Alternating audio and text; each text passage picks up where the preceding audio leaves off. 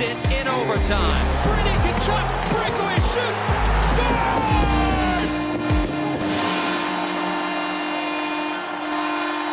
Welcome to SENS Talk. My name is Brandon, and I am your host tonight. Ottawa took on the New Jersey Devils in a massive game. Ottawa, with the out-of-town scoreboard today, got some good luck. Florida lost in regulation to the New York Rangers, which means if Ottawa won today and the Pittsburgh Penguins lost today, they would only find themselves 3 points out of the final wildcard spot and 5 points out of the first place wildcard spot currently held by the New York Islanders. So needless to say, a massive game here for the Ottawa Senators, facing a tired New Jersey Devil team. They played last night, lost in overtime, and they're starting Mackenzie Blackwood, who hasn't played since February, so the conditions look to be good for an Ottawa win today, but they have to get it done.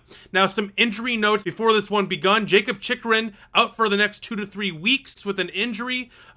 In my opinion, very unlikely we'll see him again this season. The season ends April 10th. That's in 3 weeks. So unless Chychrun gets back within 2 weeks or ahead of time, it's very unlikely we'll see Jacob Chychrun again, meaning he will likely be out for the rest of the season. Speaking of being out for the rest of the season, center Ridley Gregg is out for the rest of the season with a sternum injury. That's a chest injury. That's the bone right through the middle here.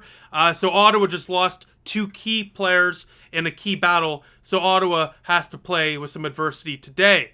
Now, Ottawa starts Dylan Ferguson, and like I mentioned already, Mackenzie Blackwood starts for the New Jersey Devils. So let's get to the first period of play, and 4 minutes in, a great start for the Senators. It's thanks to Tim Stützle, as he takes on 2 defenders, one-handed, with a nice pass, passes it up to Brady Tkachuk along the left boards, who snipes it glove side past Mackenzie Blackwood as Ottawa strikes first. It's 1-0 Ottawa. That's now 7 goals in the last 6 games for Ottawa's captain, Brady Tkachuk. And by the way, on this goal, Timmy Stützle assists, of course, with a beautiful one-handed backhand pass from center ice. But the 21-year-old Tim Stützle is the youngest player in Senator history to record 80 points in a season. Timmy Superstar has arrived, ladies and gentlemen. This player is an absolute stud. He's only going to get better. And you can see on your screen here, Cat Friendly tweeted this out earlier today. Tim Stützle has the best and most efficient cost per point season total this year. Every single point he scored is costing the Senators roughly $11,000 per point. That's the best in the National Hockey League for points with value of the contract. So Timmy Stu is a hell of a player, and let's not forget that his contract of 8 years of about 8.3 million, forgot the exact total, kicks in only next year. So once again, I do this almost every single video, but shout out to Pierre Dorion, the Sens GM, for once again a hell of a steal of a contract here with Tim Stützle, and he makes it 1-0 for Ottawa. By the way, Ottawa is 22-8-1 when scoring first, so a good omen for Ottawa right away. But unfortunately, 7 minutes later, Jack Hughes, what a skilled player this guy is, goes end to end, ties it up at 1 apiece, beating Ferguson 5-hole, just makes the Ottawa Senators defense look like Timbit players. And we go to the second period of play, tied at 1 with the Devils. And 3 minutes into the second period of play, Nick Holden with a careless turnover along the blue line to Jesper Bratt.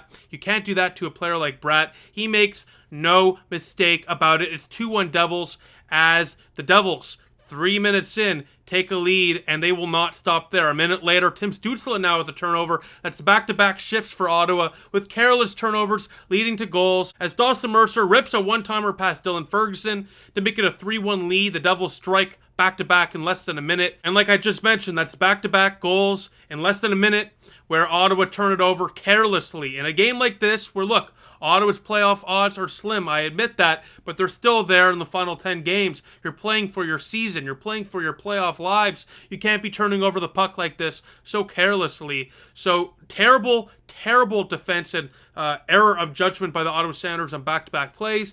But luckily for Ottawa, 5 minutes later, they would get one back. It looked like anyways, as Alex DeBrincat would score.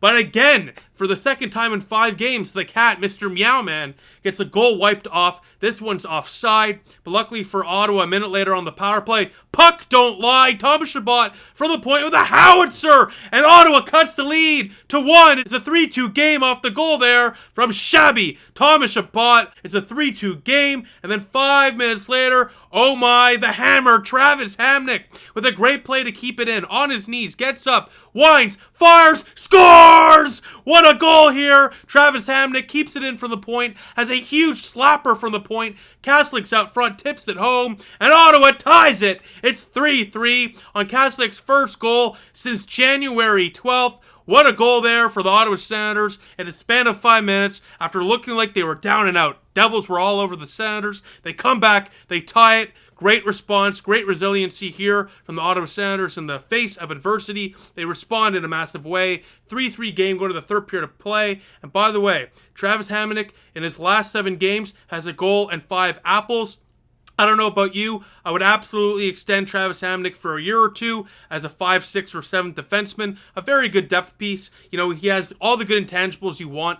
Very, very physical, block shots, heart and soul type of guy, off the ice, a very good mentor. You know, you see him often, and we'll talk about this in the third period, but when Ferguson allowed a goal, he was right there to Ferguson, giving him a tap on the shoulder, letting him know it was not a big deal. He does that often with Sanderson and other players as well. He's clearly one of the leaders in the locker room, and you can't put a value on stuff like that. So for that alone, I would keep Travis Hamonic around, but more importantly, you know, just as a depth defenseman, as a 4-5-6 guy, not 4-5-6, sorry, 5-6 or 7 type of guy. This is the perfect type of guy to have there. I don't know what you have to pay him. He's a UFA. Probably could get some money on the free agent market, but if you can sign him for $2 million for the next year or two, that is a win in my books.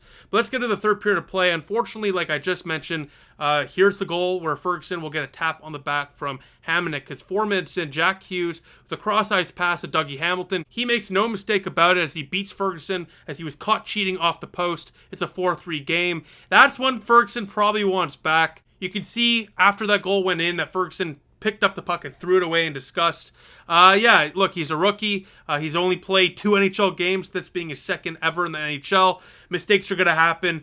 Unfortunately, though, that's going to be the game-winning goal as Ottawa loses to the Devils 5-3. And Ottawa had a great pushback there in the third period of play for the most part. And Ferguson played fantastic today. I don't want to let that fourth goal really overshadow a good performance for Dylan Ferguson, who made 29 stops tonight, a few massive glove stops as well. Look, he's not exactly the most positionally sound goaltender out there, but he certainly is fun to watch as he flies out and makes some great stops. He definitely has a better glove hand than Matt Murray.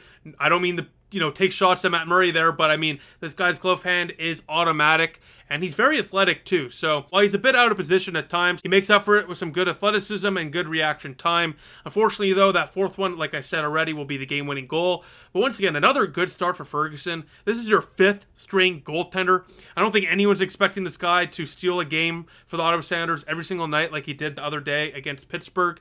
And yeah, this loss is not on Dylan Ferguson. This loss is another game where Ottawa just couldn't get any bounces. They had a goal disallowed, again, second time in 5 games. Gauthier out front before the Devils scored that game-winning goal, like literally a minute prior. Nick Holden drove in, a great play here from Holden. Gauthier was out front, just couldn't corral the puck and put it home. Missed opportunity there. And then, of course, a rough game-winning goal from Ferguson. A couple of missed calls for the refs as well. Batherson notably took a high stick, bleeding everywhere, no call. 4-minute penalty there on the Devils was nullified by not being called. So, some bad bounces for Ottawa tonight, and that just seems to be the case quite often for Ottawa tonight. But when you're missing Josh Norris and you lost Ridley Gregg, and you lost Jacob Chychrun, you're starting your 5th string goaltender. I mean, the fact that we were even close in this one, the fact that we're even in the playoff race to begin with is kind of a miracle. It just sucks. It really does suck because Ottawa now is really going to have to run the table. If they would have won tonight and Pittsburgh would have lost in regulation, by the way, Pittsburgh is currently winning 1-0. If that scenario happens where Ottawa won tonight in regulation and the Penguins lost, they would have only been 3 points out. Now that they lost, and if the Penguins win, they will be 7 points out with 9 games remaining. This is probably the only loss Ottawa can afford the rest of the way if they want any shot of somehow sneaking their way into the playoffs. They have 9 games remaining. They got to win 8 or 9 of those. I think in the next 5 games, Ottawa likely will have a possibility of being eliminated from playoff contention as well, which makes this loss even more heartbreaking because, if you look at November, where Ottawa was disastrous once again for the third time, or, the third season in a row, that obviously cost us the playoffs. If we at least went 500 in November, we're a playoff team right now without a doubt. But also those losses to Vancouver and Chicago, the numerous losses to those teams, are going to cost us as well. So, once again, Ottawa didn't get the bounces throughout this year. Injuries have not helped. And, of course, some brutal, heartbreaking losses and some self-inflicted wounds are to blame for where we're at this year and why we're on the outside looking in. Now, with that note, here's a positive note. New ownership is coming in. Going to be a great future for the Ottawa Senators on that front. Tim Stützle has the best contract in the NHL, and he's the youngest Senator in franchise history to put up 80 points in a season. That's remarkable. Brady Tkachuk, our captain, is a beast. He's an Ottawa Senator for the next 7 years. 33 goals on the season with the goal tonight. Jake Sanderson is a defensive wizard. I can't believe he got him at 5th overall. He is an absolute stud and could be the future of Ottawa's blue line for years to come. Ottawa, off the ice. They're making amends in the business world. Attendance has surged. The Senators, even though the playoff odds are slim, and I mean very slim right now, they're in the thick of the playoff race in the final 10 games of the season. That's all we wanted from Ottawa this year, to be competitive in the final 10 games, within 5 or so points of the final wildcard spot or a playoff spot, and that's where we are. So yeah, look, there's a lot of negatives. There's also a lot of positives. So I'm going to leave it there. It's a tough loss, but there's still plenty of positives to take away from this single season. And the future is so bright for so many reasons. So I'm just going to enjoy the next 9 games. And wherever the bounces lie, that's how they're going to go. I'm just going to enjoy these games and enjoy watching this team because I love the Ottawa Senators no matter what. There's a reason I've been doing videos for 10 years, by the way. Our anniversary is on April 1st. So if you're still watching this video, just know that there's some great things coming on April 1st for our 10th year anniversary. But I love this team. Always will be a fan. And yeah, look, it sucks that we lost. But like I just said, there's so many positives. So I'll leave it at that. And our next game really will be the nail in the coffin. We're playing the Florida Panthers, the team ahead of us that we're chasing. A team that frankly was in a playoff spot the other day.